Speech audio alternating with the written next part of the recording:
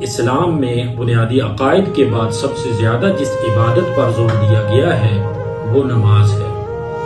قرآن و حدیث میں سب سے زیادہ تاکید نماز ہی کی ملتی ہے۔ یہی وجہ ہے کہ امام حسین جب کربلا میں تھے، آپ اور آپ کے اہل خانہ پر مصائب کے بعد ٹوٹ پڑے تھے، پھر بھی نماز کا اہتمام فرماتے رہے۔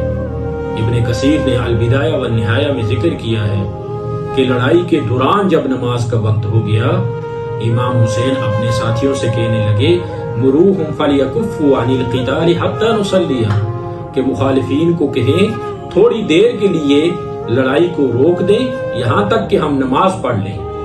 اس پر ایک بدبخت کہنے لگا انہا لا تقبل منہ، امام حسین کو کہہ رہا ہے کہ آپ کی نماز قبول نہیں ہوتی۔ اس پر امام حسین رضی اللہ تعالی عنہ کے ایک ساتھی نے جواب دیا ویحک اتقبل منکم الصلاۃ ولا تقبل من آل رسول اللہ، کہ کیا تمہاری نمازیں قبول ہوں گی جنہوں نے اہل بیت کے ساتھ اتنے ظلم کیے، اور رسول اللہ کی اولاد کی، رسول اللہ کی آل کی نماز قبول نہیں ہوگی؟